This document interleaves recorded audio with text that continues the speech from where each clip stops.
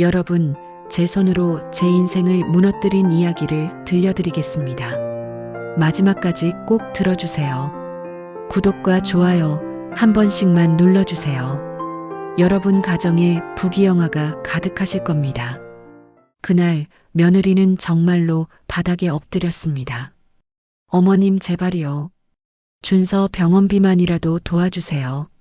목소리가 갈라져 있었어요. 눈은 퉁퉁 부어 있었고 손은 부들부들 떨리고 있었습니다. 아들은 옆에서 고개도 못 들고 주먹만 쥐고 있었어요. 그리고 제 무릎 위엔 5살배기 손주 준서가 축 늘어진 채 잠들어 있었습니다. 창백한 얼굴, 가쁜 숨소리, 파리한 입술, 심장에 구멍이 생겼대요. 수술 안 하면 석 달도 못 버틴답니다. 며느리의 말이 끝나자마자 아들이 무릎을 꿇었습니다. 엄마 나 평생 처음으로 부탁드려. 준서만은 살려줘. 38살 사내가 제 앞에서 눈물을 쏟으며 절을 했습니다.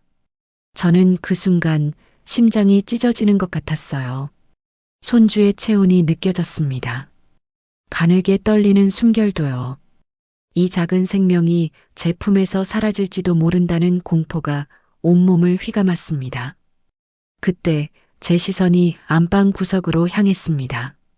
자개장.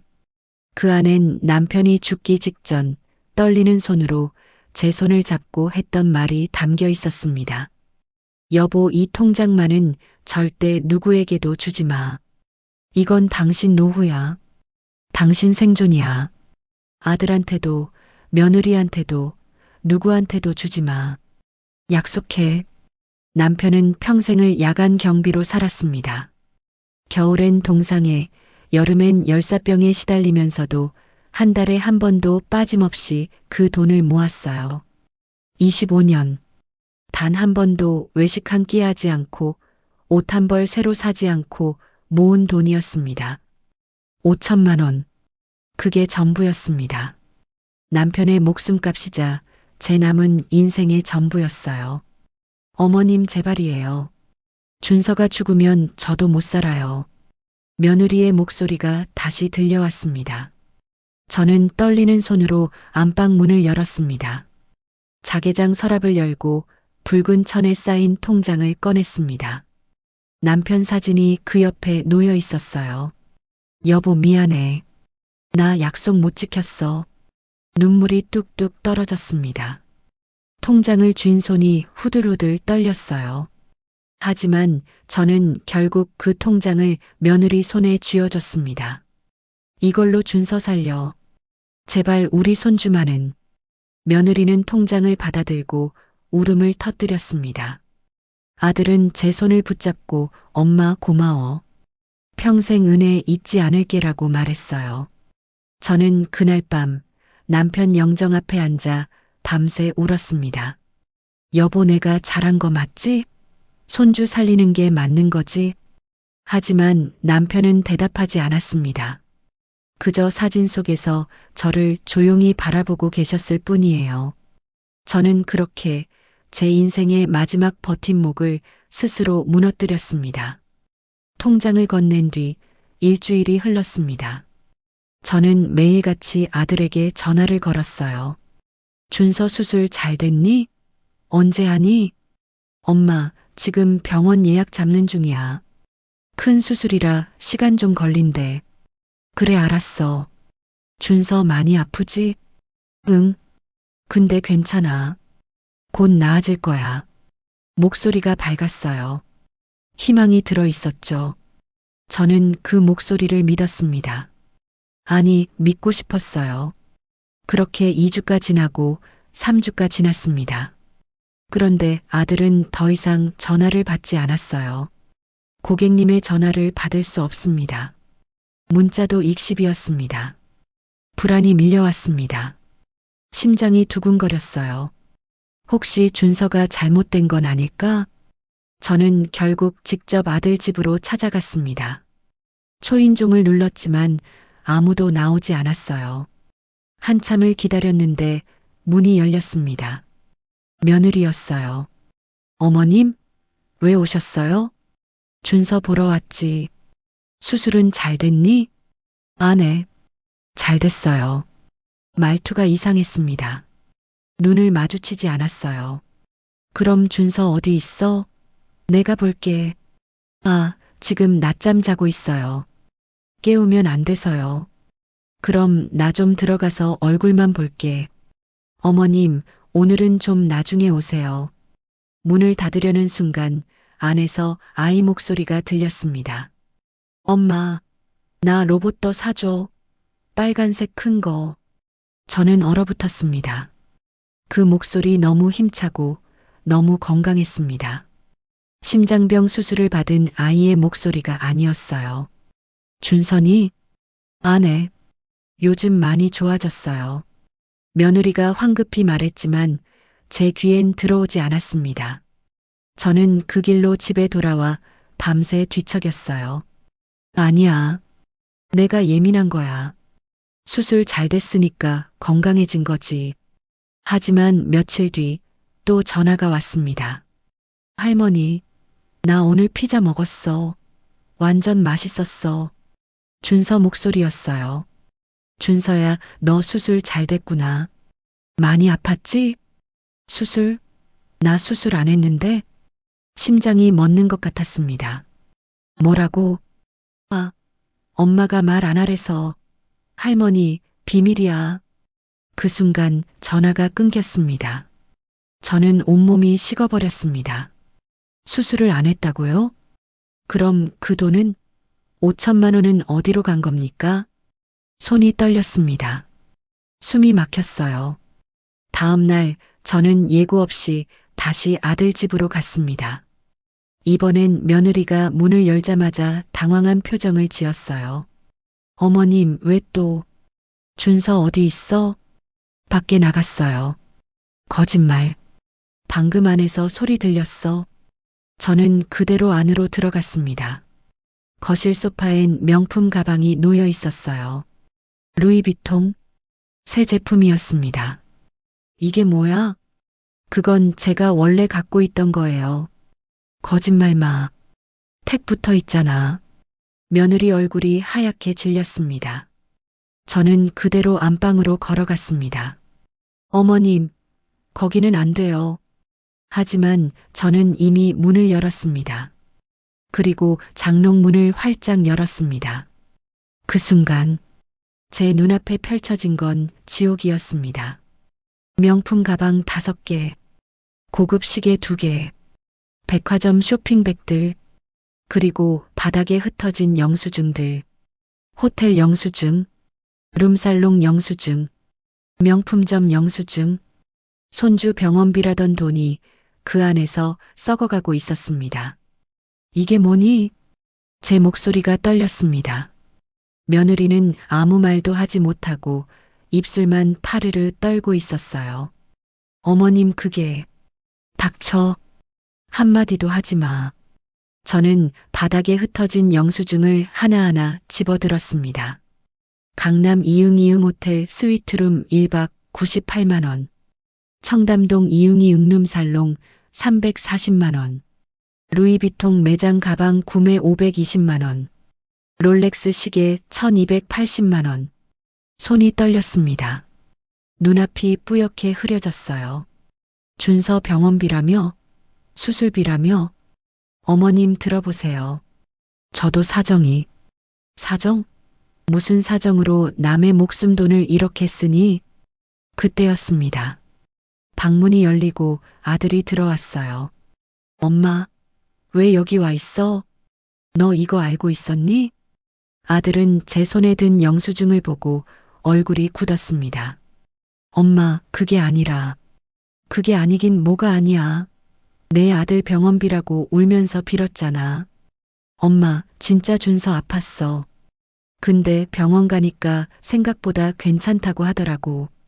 약만 먹으면 된대. 그럼 나한테 왜 말 안 했어? 왜 거짓말했어? 아들이 입을 다물었습니다. 대신 며느리가 나섰어요. 어머님, 저희도 그동안 너무 힘들게 살았어요. 결혼하고 10년 동안 단 한 번도 여행 못 가봤어요. 제 친구들은 다들 명품 들고 다니는데 저만 맨날 시장 가방이었어요. 그게 내 돈 쓸 이유가 되니? 그 돈 어차피 어머님도 안 쓰잖아요. 평생 아끼기만 하시면서 왜 그렇게 사세요? 귀를 의심했습니다. 뭐라고? 저는요, 한 번뿐인 인생 제대로 살고 싶었어요. 어머님처럼 쪼들리며 살고 싶지 않았다고요. 며느리가 소리쳤습니다. 저는 뒤로 휘청거렸어요. 아들이 황급히 저를 부축했지만 저는 그 손을 뿌리쳤습니다. 너 내 아빠가 그 돈 어떻게 모았는지 아니? 엄마, 야간 경비 25년, 한겨울에 동상 걸려서 발가락 2개 잘라낸 거 알아?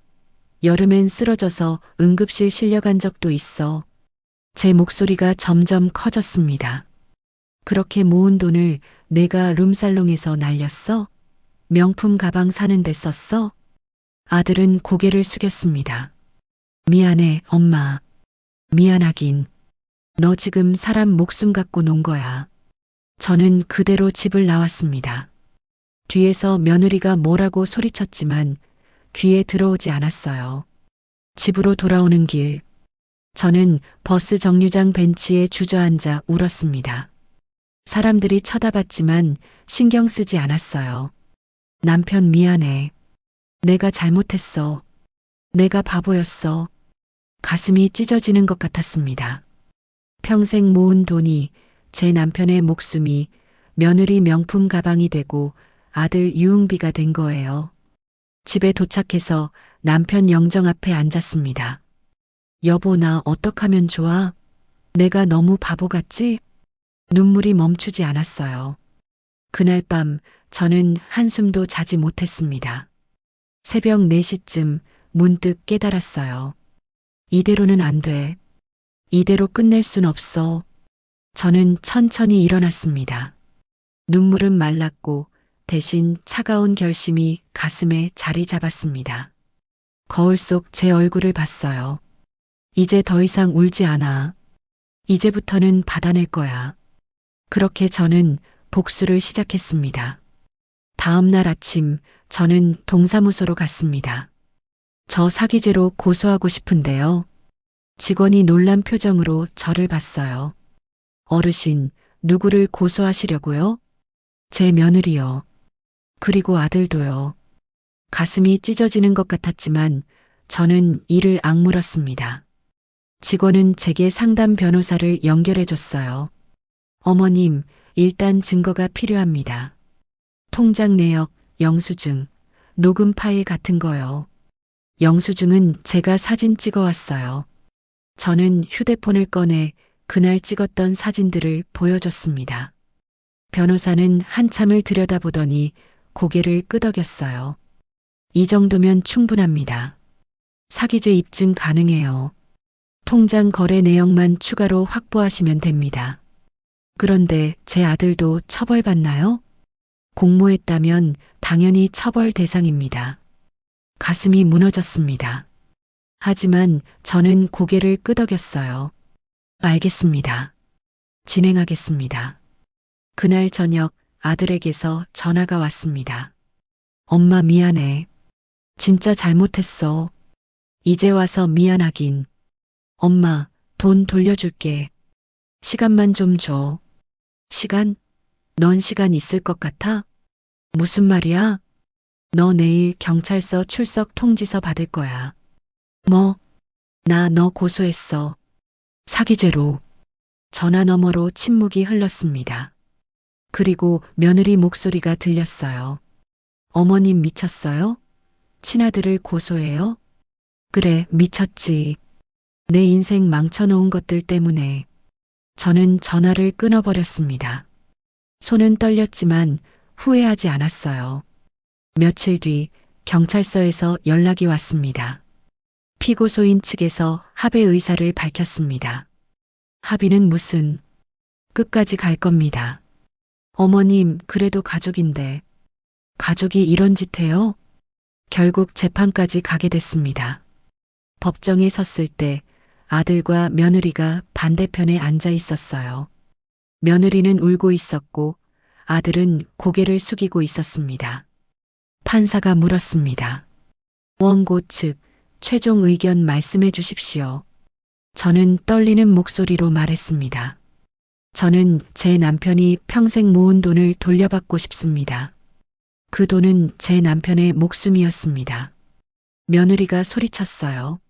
저희도 어머님 가족이에요. 가족한테 이럴 수 있어요? 가족이라고 사기쳐도 돼? 판사가 망치를 두드렸습니다. 정숙하십시오. 결국 판결이 나왔습니다. 사기죄 인정. 피고인들은 원고에게 총 5천만 원 및 지연이자 반환, 집행유예 1년. 아들과 며느리는 법정을 나가면서 저를 쳐다보지도 않았어요. 저는 그 자리에 멍하니 서 있었습니다. 이긴 건가? 그런데 왜 이렇게 허전하지? 집으로 돌아왔을 때 남편 영정이 저를 맞이했습니다. 여보, 내가 이긴 것 같긴 한데 다 잃은 것 같아. 눈물이 또 나왔어요. 판결 이후 한 달이 지났습니다. 아들은 한 번도 전화하지 않았어요. 며느리도 마찬가지였죠. 돈은 분할 변제 형식으로 매달 조금씩 들어오기 시작했습니다.